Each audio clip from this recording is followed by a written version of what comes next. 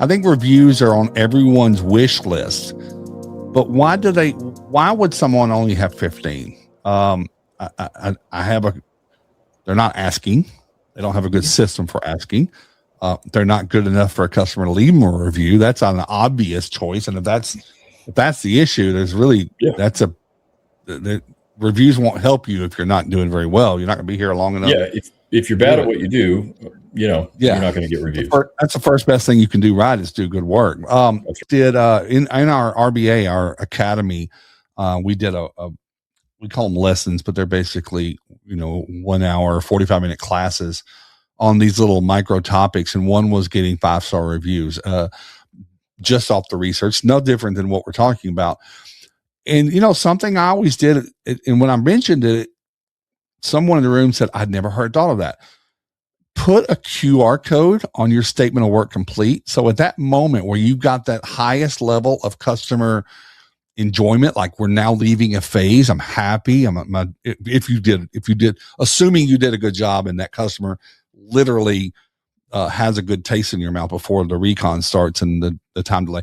But at that point, if you've done your job and you've onboarded and you're offboarding well, have that QR code say, hey, you've got them captured for 2 or 5 minutes. Say, hey, as we do this, I'm going to turn my tablet around. You have your phone. Can you pull it up?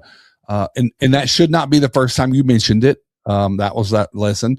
It's from the very beginning. They should know that you're working for a 5-star review. But last week, that client, and this is just a recent one, they had 5 locations. So they're, again, a big organization. Their main one had 350 plus. Their others were up and down, but it's on their scorecard. It's literally, they have a goal of, it's not always how many reviews a week, it's percent of jobs that you have, because you're going to have slow weeks, but we want a review on 70% of all of our jobs, which is, so some people are like, I would love to have that. They hit it. Some of them get 80%.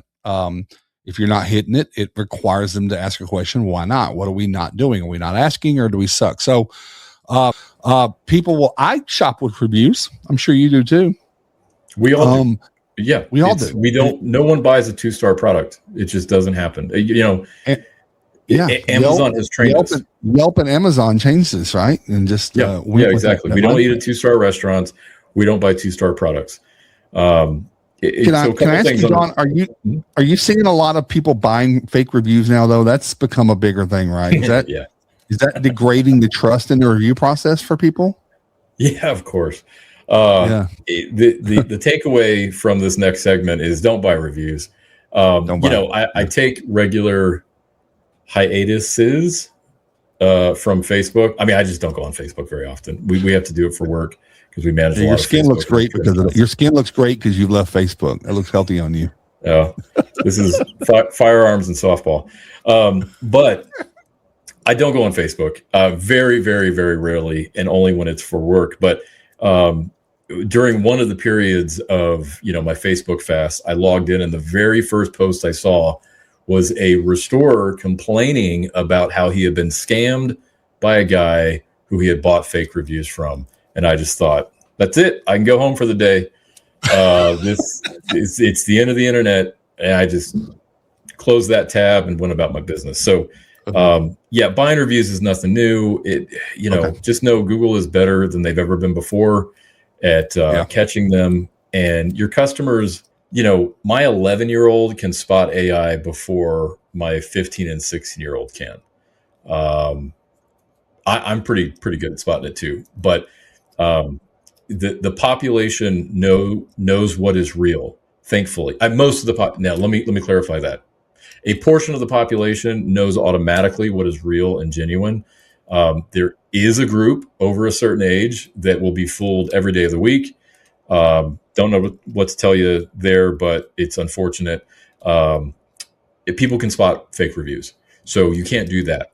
A couple of positive things about reviews is there's a company here in town that they track that in their war room. Like rather than, they're tracking daily jobs and everything, but they have every company in town. We have a lot of companies in our little town, and they weekly update how many reviews each company has. I can't think of a better thing to put in your, ready room, your break room, whatever. That is like game changing in my mind. You told me 9 years ago that the start of every job, you painted the picture. I believe this was in Bend, Oregon. You painted the picture of that lead tech or project manager dragging the DHU up the front walk, going to the front door for the first time, knocking, introducing himself, and saying, "I'm here for a 5-star review. If at any time our work falls below a 5-star, here's my cell phone, call me." Right? So framing the entire project at the very beginning with a 5-star, and at the end of the project, regardless of how you get it, QR code, sticker, so tell us, whatever it is, you've got to ask for that review in person. Now, to answer the question as to why some companies don't, it's laziness, they're bad. We can identify those immediately. But one phenomenon is most restores they're just good guys. And for some reason, an owner operator, especially of a smaller company, it's like it is a humility thing. Like in the Yeah. I mean that from the best way possible. It's, I don't want to brag. And what I coach is, you have to separate yourself from the brand. The review you asked for today, it's not for you. It's not for, Tom's Restoration. It's for the brand. And that has an effect on your employees 5 years from now, 10 years from now. You're making an investment in your brand. If good restorers who do good work would ask for reviews, and they pass that company off to their kids 15, 20 years from now, the review you get today has a direct impact on the kids that take over that company 20 years from now.